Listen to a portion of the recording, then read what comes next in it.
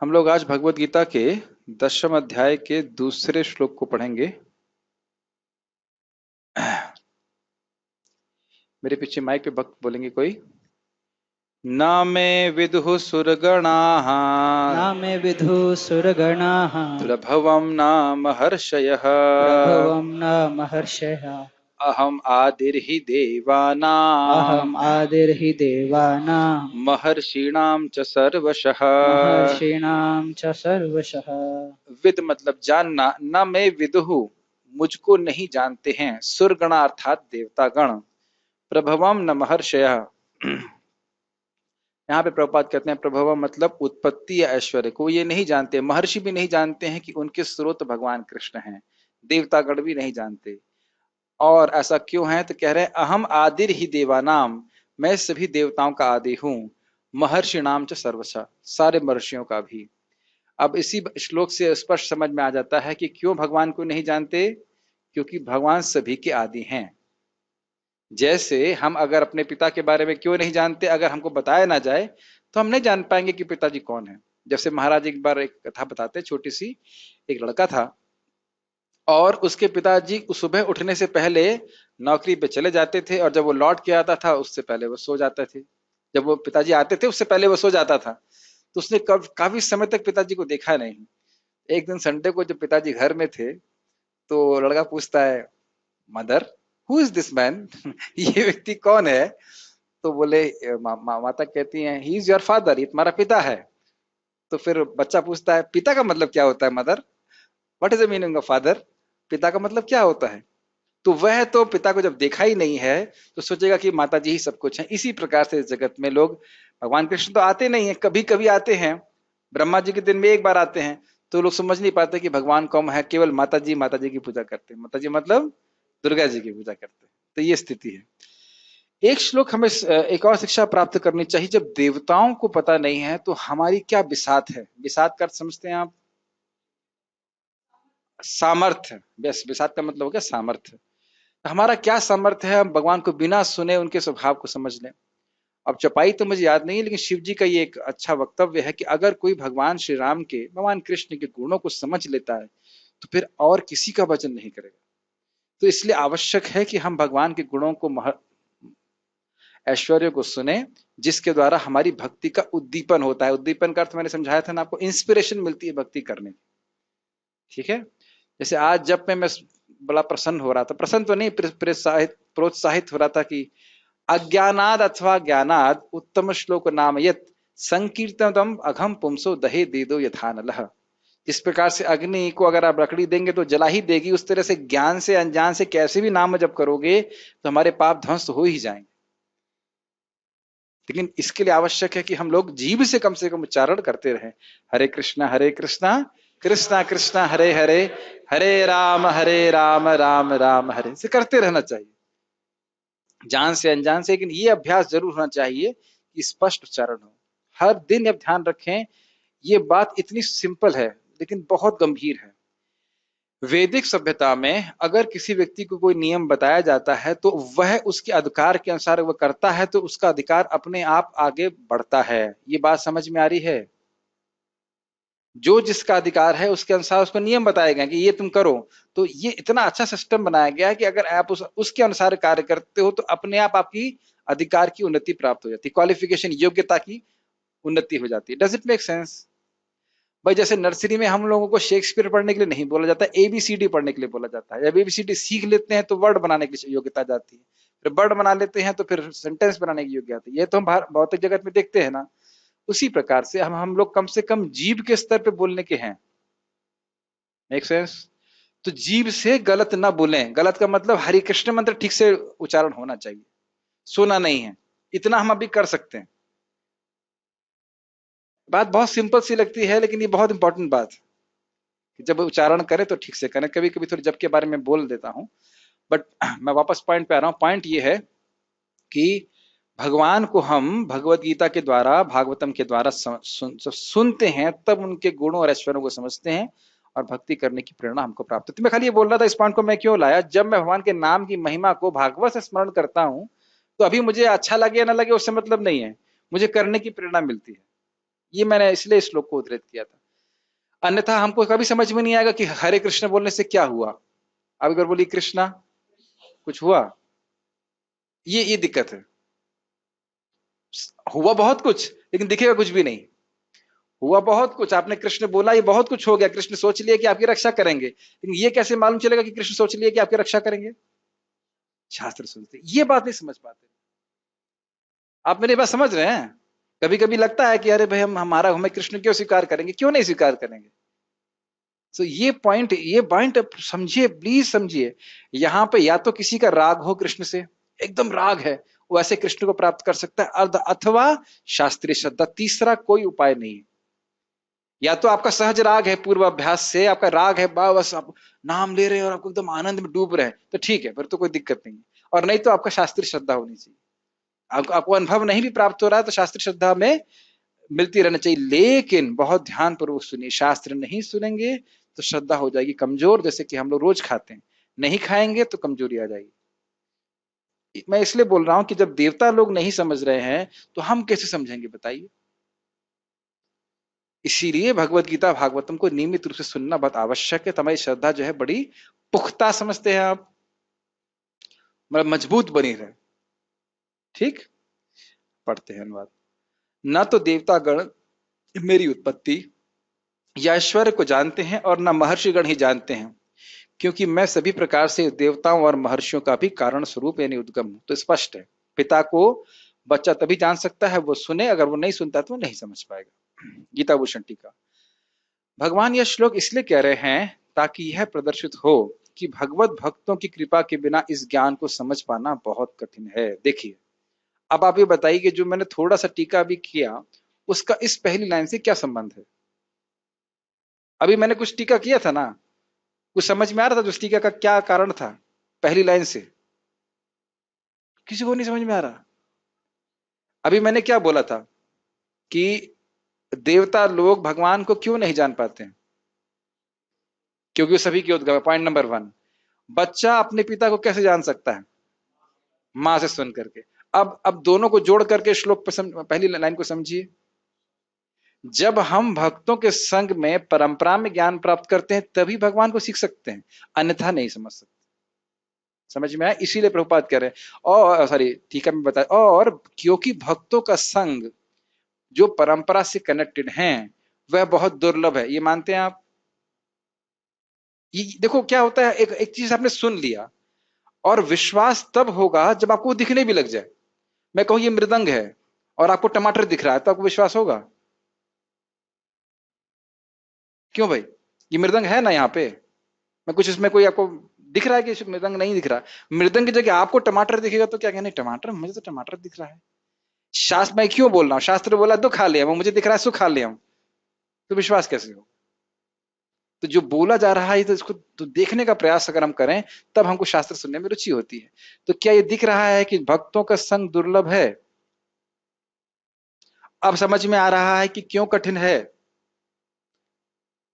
कोई बता सकता है कि क्यों कठिन है भगवान को समझना?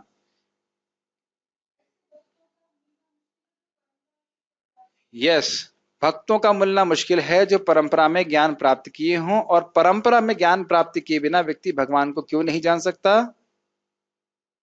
क्योंकि भगवान सभी के पिताजी हैं। सिंपल सी बात, ब्रह्मा जी के भी पिताजी। ठीक, ब्रह्मादि देवता और सनक आदि महान ऋषिगण भी मेरे प्रभुत्व और ऐश्वर्य को नहीं जानते हैं। आप अगर थोड़ा सा विचार करें, मेरे की जगह भगवान का नाम भी लगा सकते हैं। आप मेरी बात समझ रहे हैं? जैसे कृष्ण की महिमा नहीं समझ सकते, ऐसे नाम की महिमा भी समझी नहीं जा सकती। यह प्रश्न करना कि एक ही नाम से अनादि काल के पाप कैसे नष्ट हो जाते हैं, तो यही प्रश्न चिन्ह लगाना होगा कि कृष्ण की महिमा, कृष्ण की शक्ति को नापने का प्रयास। श्रील रूप गोस्वामी बोलते हैं, कौन ऐसा व्यक्ति है जो आपकी महिमा का वर्णन कर सकता है? उपनिषद भी आपके चरण कमलों की ज्योत्सना, गलत बोल गया, चरण कमल की ज्योत्सना नहीं, चरण कमल के नख की ज्योत्सना की उपासना करते। ये लाइनें समझ में आई?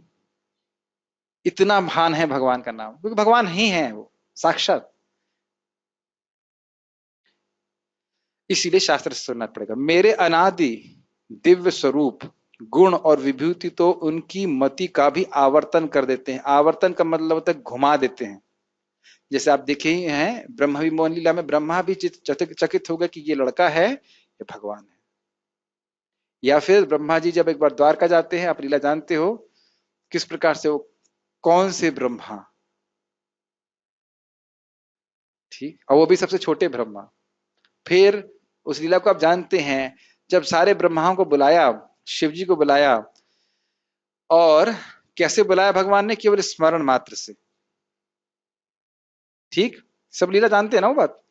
और उसके बाद हर व्यक्ति से भगवान क्या पूछ रहे हैं, कैसे हैं आप, सब ठीक चल रहा है। और हर व्यक्ति को क्या लग रहा है कि मैं ही कृष्ण के साथ हूं और कोई नहीं है। और फिर वो क्या उत्तर देते हैं कि भगवान, जब से आप हमारे इस ब्रह्मांड में आए हैं सब शांति है। क्या मतलब हुआ उसका, हर व्यक्ति सोच रहा है कि भगवान उन्हीं के ब्रह्मांड में आए हुए। तो ऐसे भगवान की पूजा कर रहे हैं, हमें थोड़ा सोचना चाहिए कि हम किसकी पूजा कर रहे हैं। अचिंत्य, अचिंत्य वैभव, ठीक है। जब तक हम भगवान की अचिंत्य शक्ति को स्वीकार नहीं करते, हम भगवान को नहीं स्वीकार कर सकते। भगवान अपनी अचिंत्य शक्ति से नाम के रूप में आते हैं, अपने विग्रह के रूप में आते हैं, हमारी सेवा स्वीकार करते हैं। ये बातें बहुत सिंपल हैं, थोड़े मतलब विचारणीय बातें, तभी हम भगवान को स्वीकार कर पाएंगे। तो ये कह रहे हैं कि उनकी मति का भी आवर्तन करा देती हैं। आवर्तन समझ में आया, घुमा देती हैं। तो हम लोग क्या है, हम क्या समझ सकते हैं, ऐसा क्यों है, क्योंकि मैं सबका आदि हूं, मैं ही उनके प्राकट्य का कारण हूं और उनको बुद्धि व अन्य गुण देता हूं। और क्योंकि मैं ही उनके द्वारा दी गई मेरी आराधना से संतुष्ट होकर उन्हें देवता या ऋषि के अनुरूप उनकी शक्तियां और पद देता हूं। ये लाइनें समझ में आ रही हैं। देखिए थोड़ी विचारणीय बात है, हम भक्ति कर रहे हैं, जो भक्त मान लो सफल नहीं हुआ तो क्या होगा, वो उसका नरक चला जाएगा, है नहीं, नरक नहीं जाएगा। तो आप जानते हो कि वह देवता बनेगा। अब यह जरूरी नहीं है कि उसको स्मरण रहे कि मैं देवता क्यों बना, तो आप अपने आप को देवता के पद पे डालिए। जरूरी नहीं कि उसको स्मरण रहे कि मैं देवता क्यों बना। हम लोगों को कुछ करने की शक्ति प्राप्त है, कभी आप समझते हो कि शक्ति प्राप्त क्यों है। मैं कुछ बोल पा रहा हूं, प्रभु जी कुछ सेवा और कुछ सेवा कर पाते हैं, प्रभु जी को और अन्य भक्त लोग सेवा कर पा रहे हैं, कभी हम सोचते नहीं कि ये सब शक्ति आ कहां से रही है। अभी तो पता है कि भगवान से आ रही है, लेकिन अगर भक्ति नहीं किए होते तो कभी सोच पाते। तो यही बात यहाँ पे बोल रहे हैं कि वह नहीं समझ पा रहे हैं। अगर हम भक्ति नहीं करते तो हम समझ नहीं पा रहे हैं कि सारे गुण शक्ति कहां से आ रही है, भगवान से आ रही है, ये बात है। और ये सारी, अब देखिए बड़ी इंटरेस्टिंग बात है, मेरे द्वारा मतलब भगवान की जो आराधना है उससे संतुष्ट होकर भगवान उनको ये भौतिक पद देते हैं। आप लोग को याद है ना, कौशिक जी ने भगवान को जल दिया था इसलिए उनको इंद्र बनाया गया, ये बली महाराज कहते हैं, हम लोग कई बार प्रवचन में कह सकते, याद है बात नहीं। तो अब कौशिक जी ने जल कब दिया कौन जाने, और जब वो इंद्र बन गए तो उनको ये याद नहीं कि मैंने जल कभी भगवान को दिया था। आप मेरी बातें समझ पा रहे हैं, कृष्ण को सब याद रहता है कि आपने क्या क्या सेवाएं करी, लेकिन उस जीव को भले याद नहीं रहे। I hope you are understanding. Shruti कहती है, को अधा वेद क इह प्रोवाचत कुत आ जाता कुत इयम विसृष्टि अर्वाग देवा अस्य विसर्जनाया अथा को वेद यत आ बभूव। कौन है जो स्पष्ट रूप से जानता है, जो और जो इस जगत में यह घोषणा कर सके कि यह ब्रह्मांड किससे आया है और यह सृष्टि किससे आई है। थोड़ा विचार कीजिए इस पे। इन दोनों प्रश्नों को अगर हम गीता और भागवत से न सुने तो कोई उत्तर है हमारे पास।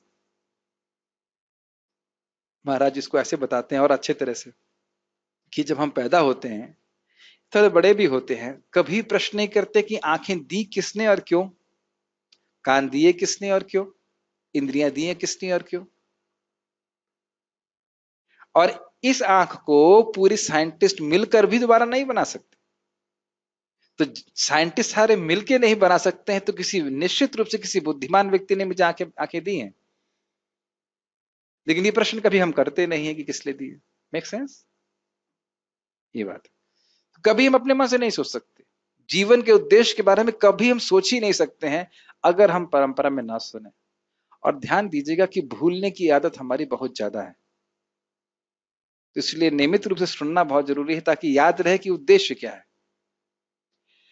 देवता गण सृष्टि के बाद आते हैं, इसलिए कौन जानता है कि यह जगत कहां से आई। ये ऋग्वेद की बात बोल रहे हैं। न एतत् देवा आपनुवन पूर्वम अर्षत, वे देवता के द्वारा प्राप्त नहीं हैं, वे इन देवताओं के पहले से ही हैं। ये ईशोपनिषद में आता है। तात्पर्य जैसा कि ब्रह्म संहिता में कहा गया है। तो यह आप लोगों को समझ में आ गया कि देवता क्यों नहीं जानते भगवान के बारे में। भगवान के बाद ही आए हैं। एक बात और, भगवान इनकी इंद्रियों के सबके परे हैं। ठीक है।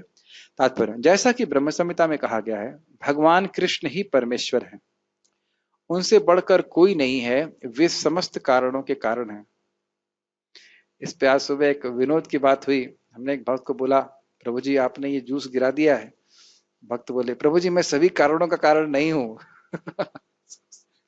बोलो ऐसा नहीं कि आश्रम में कुछ भी गलत होता है तो उसका उस पर ब्लेम मेरे को ही लगा दिया जाए। हमने कहा चलो अच्छा है, लेकिन इस मजाक में कम से कम कृष्ण का स्मरण हुआ, ये भी अच्छा होता है। उन्होंने तो मस्त मतलब एक विनोद में बात बोली कि मैं प्रभु जी सभी कारणों का कारण नहीं हूं, मतलब ये नहीं कि ये जूस गिरा तो इसका भी कारण मैं ही हूं, लेकिन मुझे इस बहाने कृष्ण का स्मरण हो कि सभी कारणों के कारण कृष्ण है। ये आप देखेंगे जब हम कृष्ण भावना भावित होते हैं तो जो विनोद होता है वह भी कृष्ण भावना भावित हो जाता है। हमारे अनंत कृष्ण प्रभु इसमें एक्सपर्ट होते जा रहे हैं ना। वो जोक तो मारते हैं लेकिन बोलते सब संदर्भ से। ठीक है, आज यहाँ पे है नहीं वो। यहाँ पर भगवान स्वयं कहते हैं कि वह समस्त देवताओं तथा ऋषियों के कारण है। देवता तथा महर्षि तक कृष्ण को नहीं समझ पाते। जब वे उनके नाम या उनके व्यक्तित्व को नहीं समझ पाते तो इस शूद्र लोक के तथाकथित विद्वानों के विषय में क्या कहा जा सकता है। देख लीजिए आप। और हम तो विद्वान हैं भी नहीं, और अच्छा है कि विद्वान नहीं है। अगर विद्वान होते तो इस विद्वानी के गर्भ में भगवत गीता को नहीं स्वीकार करते। ये बहुत अच्छा है कि हम विद्वान नहीं है। आपको लगता है कि बात कि हम अच्छा है कि विद्वान नहीं है? ये बहुत अच्छा है कि विद्वान नहीं है। एक वक्त बोलते हैं PhD means permanent head damage.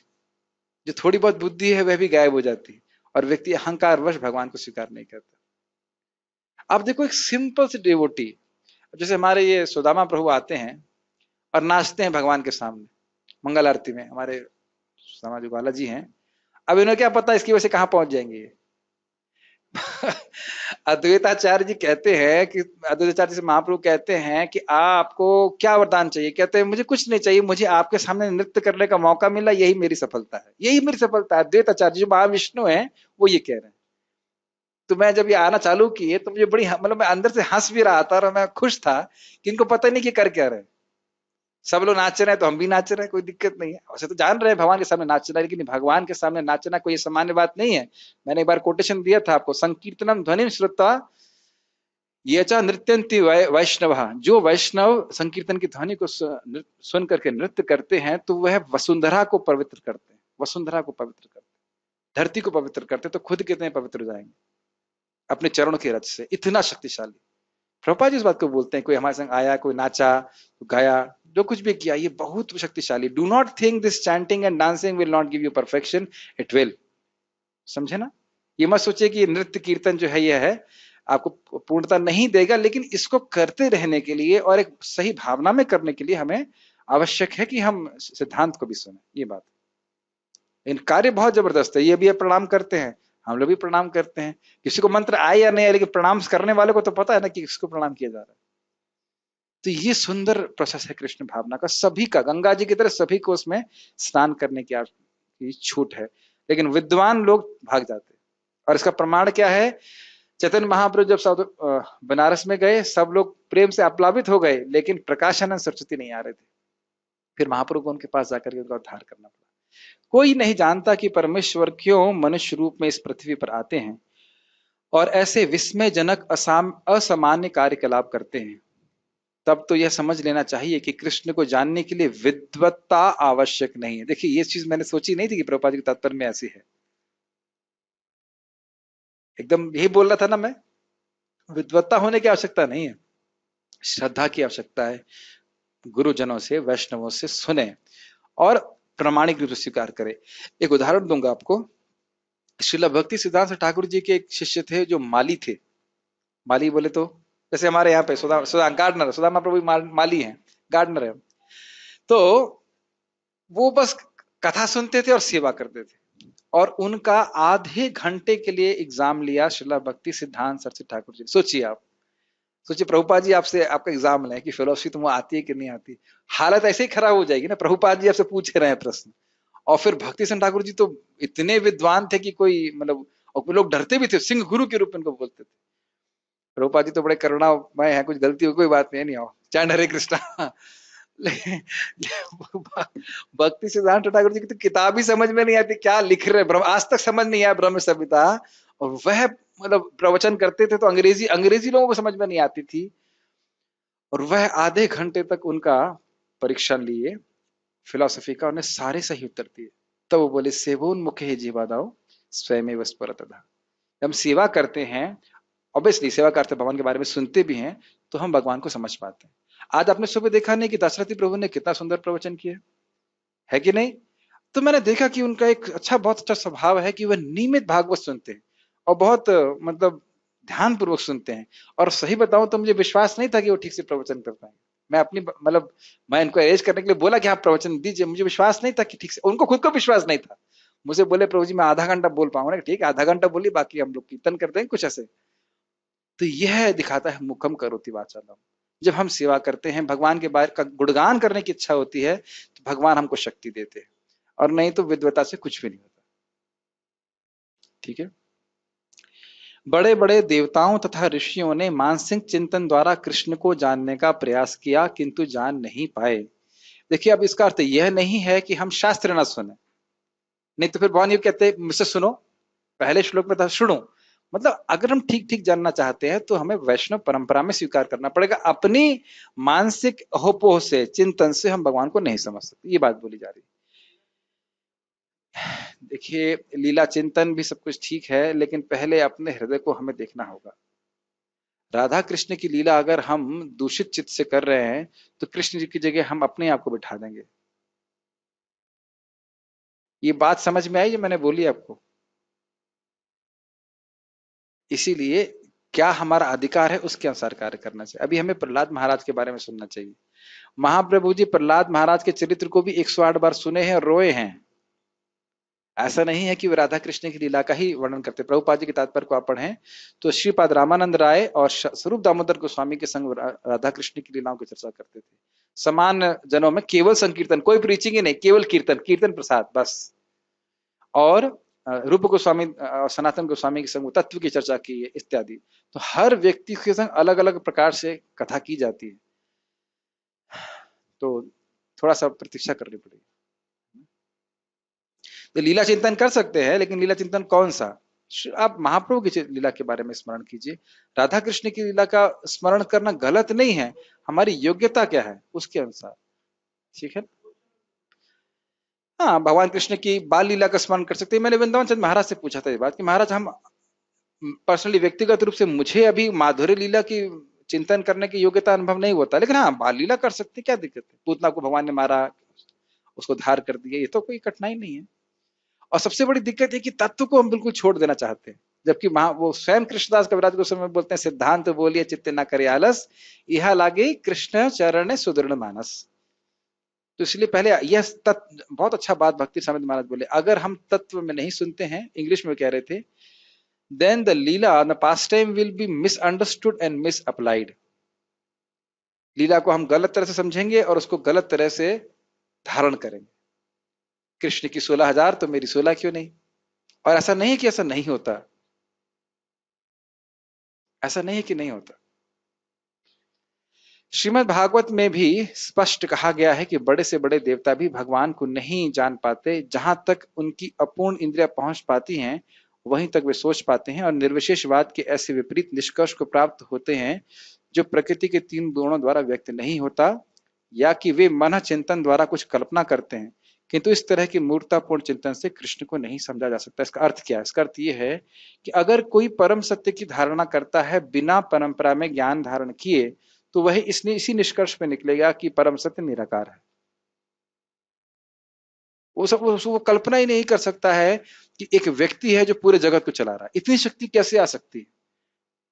आप देखो, आप सुने हो ना कि सूर्य का तेज भगवान से आता है। आप सूर्य को देख के अंदाजा लगा लेंगे। चंद्रमा का तेज भगवान से आता है, देख के समझ में आ जाता है।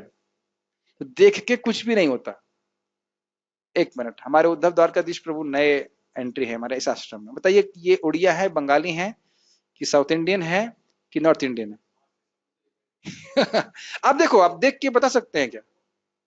मुझे कुछ लोग बोलते हैं आप पुणे से हैं क्या, महाराष्ट्र से हैं क्या, तो बोलता है उड़ीसा से हो क्या, कहता कोई बंगाल से, बोलता है हमने कहा हम कहीं। आप देखो, मुझको ही देख के लोग क्या क्या लोग बोलते हैं। अभी तो एक बार तो मैं, मुझे याद है, मैं स्टूडेंट के रूप में बाल छिलाया हुआ था, काला चश्मा लगा करके और ट्रेन में था। तो एक हवलदार बोला, अंग्रेजी आती है, सॉरी हिंदी आती है। वो सोच रहा था मैं विदेशी हूँ। तो कुछ भी लोग सोचते हैं, कुछ भी सोचते हैं। तो देख करके आप एक इंसान के बारे में भी नहीं जान सकते, है कि नहीं? अब प्रभु जी हिंदी भी तो अच्छी बोलते हैं, अभी कैसे कह सकते हो कि, है ना, अच्छी खासी हिंदी बोलते हैं।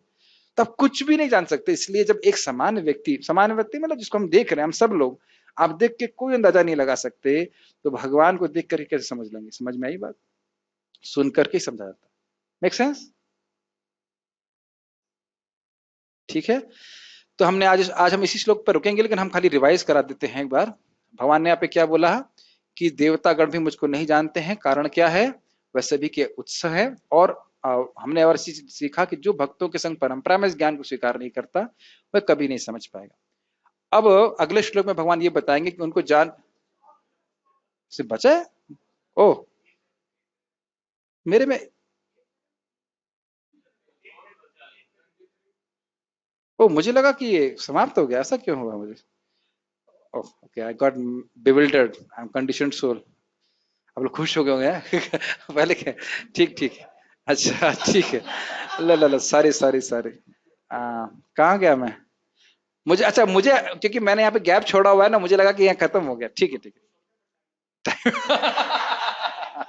ठीक है ठीक है। यहाँ पर भगवान अप्रत्यक्ष रूप से में यह कहते हैं कि यदि कोई परम सत्य को जानना चाहता है तो लो, मैं भगवान के रूप में यहाँ हूँ, मैं परम भगवान हूँ। कितना सुंदर बात बोल रहे हैं, बहुत सुंदर, बहुत अच्छी बात, अमेजिंग बात प्रभुपाद बोल रहे हैं। कह रहे हैं देखो बेटा, देवता मुझको नहीं जान रहे हैं, लेकिन तुम मुझसे सुनोगे तो मालूम चल जाएगा कि मैं कौन हूं। कितना सुंदर बात बता रहे हैं। और एक बहुत अच्छी बात, बहुत अच्छी बात महाराज बोले, बहुत ध्यानपूर्वक सुनिए। देखिए, अब देख सकते हैं, कुछ लोगों को ज्ञान होता है लेकिन ज्ञान देना नहीं आता। कुछ लोग कुछ लोगों को ज्ञान होता नहीं है लेकिन बोलते बहुत हैं, जैसे मेरा उदाहरण। और कुछ लोग ऐसे हैं जिनको ज्ञान भी होता है और देना भी आता है, उसमें परफेक्ट है भगवान कृष्ण। ये समझ में आया? पहला कैटेगरी के लोग क्या हैं? ज्ञान है और बोल नहीं पाते, समझ नहीं आता। दूसरा, आपके सामने वक्ता बैठा हुआ है, ऐसे ज्ञान है नहीं और बोलने में बहुत प्रवीण होते हैं, प्रवीण भी है, अभी डाउट है। और भगवान ऐसे व्यक्ति हैं जिन्हें बोलना भी बहुत अच्छे से आता है और सारा ज्ञान उनसे आता है। और एक और बात ध्यान देने वाली बात है कि जब हम परंपरा में सुन रहे हैं तो भगवान आपके हृदय में प्रसन्न हो रहे हैं और हृदय वाला ज्ञान भी भगवान देते हैं। Make sense? अगर परंपरा में नहीं सुन रहे हैं तो भगवान अप्रसन्न होंगे और जो भी ज्ञान है उसे कवर कर लेंगे। बहुत सुंदर प्रभुपाद जी का लाइन है, तुम्हें कहीं कोई स्पेकुलेशन की जरूरत नहीं है, तुम मुझसे सुनो। भगवान सीधे बोल रहे हैं कि मुझसे सुनो कि मैं कैसा हूं। मनुष्य को चाहिए कि इसे समझे। यद्यपि अचिंत्य भगवान को साक्षात रूप में कोई नहीं जान सकता, तो भी वे विद्यमान रहते हैं। अगर भगवान को नहीं जानते हैं, इसका मतलब ये नहीं कि उनकी सत्ता हमारे जानने पर निर्भर करती है। अगर 5 करोड़ उल्लू सूर्य के बारे में नहीं जानते, इससे सूर्य को कोई फर्क नहीं पड़ता। यस, महाराज बहुत हंस रहे थे महाराज पे बहुत, जब ये बातें आती तो महाराज खूब टॉन्ट मारते हैं। वो कहते हैं कि मान लीजिए इस दुनिया के कुत्ते और बिल्ली ये घोषणा करें कि हम नहीं मानते कि भारत का प्राइम मिनिस्टर ऐसी कोई चीज होती है, तो उससे कोई फर्क पड़ेगा?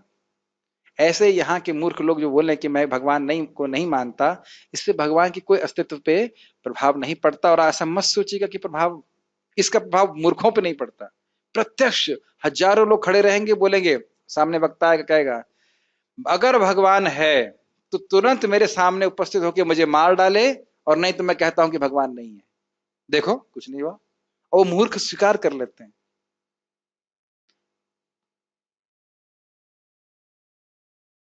आप समझ रहे हैं ना? अब मैं कहूं कि अगर भारत का प्रधानमंत्री है तो अभी आए और मुझे गोली मार दे, नहीं तो मैं कहता हूं प्राइम मिनिस्टर नहीं है। तो प्राइम मिनिस्टर को गरज पड़ी है, वो तो एक हवलदार भेज देगा, 2 डंडे मारेगा, सब लाइन पे आ जाएंगे। मुझे आज किसी ने प्रश्न किया कि अरे भगवान है तो इतना पाप क्यों हो रहा है? हमने कहा सारा पाप बंद करवा दिया भगवान ने, एक वायरस भेज करके। एक वायरस भेज के पूरी दुनिया की इंडस्ट्री ठप कर दी। सोचिए, जिस दिन भगवान को सत्युग चालू करना पड़ेगा ना, आज क्या दिन है, कौन सा डे है? फ्राइडे, सैटरडे से सत्युग शुरू हो जाएगा। इतनी शक्ति है भगवान की, और होगा, होता ही है एक दिन, आप देखिएगा। देखिएगा, देखना मत, तब तक रुकना मत, लेकिन कलयुग है आज और कल से सत्युग चालू कर देंगे, इतनी शक्ति भगवान की। भगवान अलाउ कर रहा है कुछ समय के लिए कलयुग। वास्तव में हम सच्चिदानंद रूप कृष्ण को तभी समझ सकते हैं जब भगवत गीता तथा श्रीमद् भागवतम के वचनों को ना पढ़ें। ध्यान देना, इसमें ना रह गया है, ये लिखा है ना, यही तो मतलब है इसका। ना पढ़ेंगे, नहीं पढ़ेंगे तभी समझ पाएंगे ना। माता जी ने करेक्ट कर दिया, ठीक है। तो पढ़ना बहुत जरूरी, तब समझ पाएंगे। जीवे क्या है वो, माया मुग्ध जीव नहीं सुता कृष्ण ज्ञान, जीवे कृपा कौल कृष्ण वेद पुराण। अभी मैं शानु प्रभु से मजाक कर रहा था, कृष्ण शानु प्रभु आप जानते हैं आप कौन है? तो प्रश्न भी अजीब सा है ना, शानु प्रभु आपका नाम क्या है, समथिंग लाइक दैट। बोले, ये भी उन्हें उत्तर बड़ा विनोद में दिया, अहम ब्रह्मास्मि। उन्होंने कहा हाँ भाई, बात है नहीं, बात वेरी गुड, सही उत्तर है, यस। जो भगवान की अपरा, यानी हम अपने को ही नहीं जानते तो भगवान को क्या जानेंगे बताइए, जब तक हम भागवत को नहीं सुनते। जो भगवान की अपरा शक्ति में है, उन्हें ईश्वर की अनुभूति किसी शासन करने वाली शक्ति या निर्विशेष ब्रह्म रूप में होती है, किंतु भगवान को जानने के लिए दिव्य स्थिति में होना आवश्यक है। इसका अर्थ क्या है? अपरा शक्ति मतलब भौतिक शक्ति से प्रभावित। प्राय भारतीयों को बोलो, कहो भगवान है, हाँ भाई कोई तो शक्ति है जो चला रही है, कोई तो शक्ति है जो चला रही है। महाराज बोलते हैं तुम्हारी नानी है, शक्ति तुम्हारी नानी है जो चला रही है, कौन है भाई? प्राय लोग सोचते हैं, और शक्ति का भी कोई रूप नहीं दे पाते कि वो है कौन, और ये समझ नहीं पाते शक्ति मतलब शक्तिमान। पंखे को शक्ति चला रही है, लेकिन वो शक्ति बिजली करंट कहां से आ रहा है? पावर हाउस से आ रहा है। पावर हाउस देख रहे हैं मोहित प्रभु? अच्छा, पावर हाउस को नहीं देख रहे हैं तो फिर ये सोचेंगे अरे ये करंट तो अपने आप ही आ रहा है, ऐसा हो सकता है? तो बुद्धिमान व्यक्ति जानता है कि करंट है तो पावर हाउस भी है, सीधी बात। चूंकि अधिकांश लोग कृष्ण को उनके वास्तविक रूप में नहीं समझ पाते, अतः वे अपनी अहेतु की कृपा से ऐसे चिंतकों पर दया दिखाने के लिए अवतरित होते हैं। बहुत सुंदर बात है। जब भगवान जब यहाँ पे नहीं आते हैं तो ये हल्ला होने लगता है कि भगवान नहीं है। इसलिए भगवान आकर के अपने स्वरूप को प्रकाशित करते हैं और दिखता है कि लोग देख पाते हैं कि हाँ भगवान कैसे हैं। अन्यथा सामान्य भौतिक इंद्रियों से भगवान को देखना असंभव है। ये बात समझ में आई? क्या समझ में आया? भौतिक इंद्रियों से हम भगवान को नहीं समझ सकते हैं, लेकिन भगवान अपनी अचिंत्य शक्ति से अपने आध्यात्मिक स्वरूप को इस जगत में समय समय में प्रकट करते हैं ताकि लोग देख पाए कि भगवान कौन है। ये चिंतक भगवान के असामान्य कार्यकलापों के होते हुए भी भौतिक शक्ति यानी माया से कलमशग्रस्त होने के कारण निर्विशेष ब्रह्म को ही सर्वश्रेष्ठ मानते हैं। इसका बहुत सिंपल अर्थ ये है, वह सोच रहे हैं कि निराकार ब्रह्म से कृष्ण आए हैं। और इसको भगवान ने भगवत गीता में क्या बोला है? 9वें अध्याय में, अवजानन्ति माम मूढ़ा मानुष्यम तनुमाश्रितम परम भावम अजानन्तो मम भूत महेश्वरम। एक और बोला था क्या? अव्यक्तम व्यक्ति मापन्नम मन्यते माम अबुद्धया। जिसके पास बुद्धि है ही नहीं वह सोचता है कि निराकार ब्रह्म से कृष्ण आए, संभव नहीं है। केवल भक्तगण ही जो भगवान की शरण पूर्णतः ग्रहण कर चुके हैं भगवत कृपा से समझ सकते हैं कि कृष्ण सर्वश्रेष्ठ है। लीला तो मैं नहीं बताऊंगा, होमवर्क आप लोगों के लिए है। लेकिन आप सार्वभौम भट्टाचार्य के उद्धार के प्रकरण को सुनेंगे तो वहां पे गोपीनाथ पटनायक बोलते हैं कि भाई केवल शास्त्र की ही बात नहीं है, भगवान की कृपा भी होनी चाहिए। तो महाप्रभु से वो सार्वभौम भट्टाचार्य कहते हैं भाई यह क्या प्रमाण है कि आपके पास आप पर कृपा हुई है और मेरे पर नहीं हुई है? तो उन्होंने कहा कि आपके घर में ही भगवान कृष्ण हैं, श्रीमन चैतन्य महाप्रभु के रूप में, सारे भगवान के लक्षण उनमें हैं और आप समझ नहीं पा रहे हो कि वो भगवान है। तो ये दिखाता है कि आप पर कृपा नहीं हुई।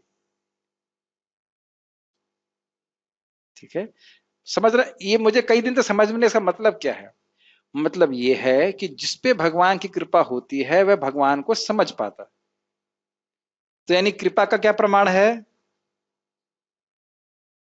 भाई? ये क्या, आप में से कितने लोग भी पूड़ी खाएंगे? पूड़ी है, पूड़ी व्यवस्था की प्रसादन के बाद कोई नहीं खाएगा। तो क्या प्रमाण है कि आपको पूरी की आवश्यकता नहीं है? पेट भरा हुआ है। नहीं सॉरी, गलत बोल गया। क्या प्रमाण है कि आपका पेट भरा हुआ है?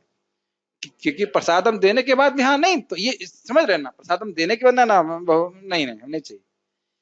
उसी प्रकार से कि क्या प्रमाण है कि भगवान कृष्ण की कृपा हुई है, आप उनको समझ पा रहे हैं? Make sense?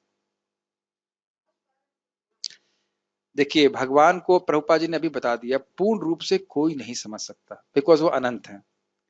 लेकिन कुछ कुछ भी समझ पा रहे हैं तो उसका अर्थ क्या है? कृपा है भगवान की। देखिए, ये आसान बात नहीं कि आप भगवत गीता को स्वीकार कर ले रहे हैं।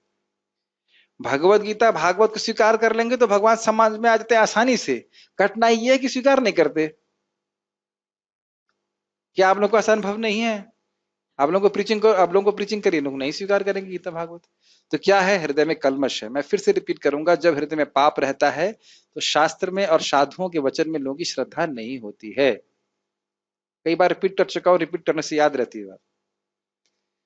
और सहज श्रद्धा होती है अगर पुण्य रहता है। फिर से रिपीट करूंगा, जब कोई व्यक्ति सुकृत करता रहता है, वो सुकृत इकट्ठा होता है और मैच्योर होता है, तो उसकी श्रद्धा हो जाती है साधुओं में। साधु से सुनते हैं, भक्तों से सुनते हैं, हाँ ये सही बोलना है, एकदम सही बोलना है। Make sense? यस। कहाँ थे हम लोग? केवल भक्तगण ही जो भगवान, हाँ पढ़ चुके। एक छोटा एग्जाम्पल प्रभुपाद जी देते हैं, किनका था वो?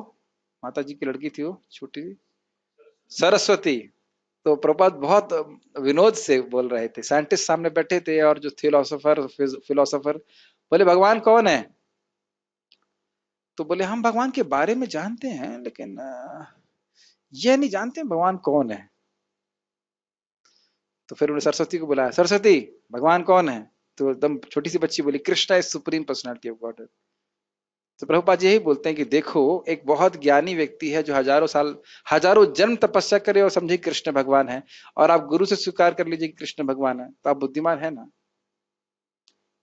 तो फिर आप लोगों के लिए एक होमवर्क है, आप प्रताप रुद्र का उद्धार पढ़ सकते हैं, मध्य लीला चैप्टर चैप्टर भूल रहा हूँ, पढ़ लीजिएगा, महाराज प्रताप रुद्र का उद्धार। उसमें भी यही बात आती है, उन्होंने स्वीकार किया सार्वभौम भट्टाचार्य की शिक्षा को कि श्रीमन चैतन्य महाप्रभु कृष्ण है, और फिर वह उसको आके अनुभूत कर पाए।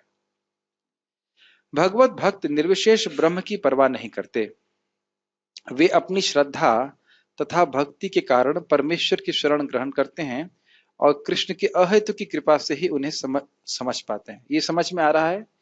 भगवान के भक्तों से सुन करके वह भक्ति करते हैं, भक्ति करके भगवान की कृपा प्राप्त होती है, फिर उनको दिव्य अनुभूति प्राप्त होती है। ठीक, ये बात बोला। अन्य कोई उन्हें नहीं समझ पाता, अतः बड़े से बड़े ऋषि भी स्वीकार करते हैं कि आत्मा या परमात्मा तो वह है जिसकी हम पूजा करते हैं। ठीक है, ओके, यहाँ रुकते हैं। कोई अगर प्रश्न है किसी का तो ओके। इसका इसका अर्थ मैंने नहीं समझ पा रहा हूँ, इसलिए मैंने कुछ टीका नहीं किया। क्या इसका पता नहीं, इंग्लिश में क्या लिखा हुआ है, जरा बताइए लास्ट लाइन। इतना जोर से मत बोलिए, माइक पे बताइए। कहने कहते सुनाई नहीं पड़ रहा है, जोर से बोलिए, माइक पे बोलिए। What is Atma? What is Supreme? It is He whom we have to worship. हाँ, यही देखिए, इंग्लिश में तो समझ में आ रहा है कि परमात्मा वह है जो हमारे उपास्य हैं। हिंदी में थोड़ी सी बात समझ में नहीं आ रही थी। ठीक है, कुछ पूछना चाहते हैं? प्रभु जी, ब्रह्मा जी को जब तक पता नहीं था, जब तक भगवान ब्रह्मा जी के हृदय में ज्ञान, यस, उसके बाद तो पता है ना अभी। हाँ, लेकिन फिर भी वे भ्रमित हो जाते हैं, आप देख सकते हैं। ये आज मैं कंफर्म कर रहा था बात कि हर दिन सुबह ब्रह्मा जी भूल जाते हैं कि सृष्टि कैसे करना है। हर दिन भगवान को याद दिलाना पड़ता है, हर दिन। That's too much, you know. हर दिन मैं बोलूं कि आप रोटी बनाना आज जानते हैं, कल क्या प्रभु जी भूल गए रोटी कैसे बनती है।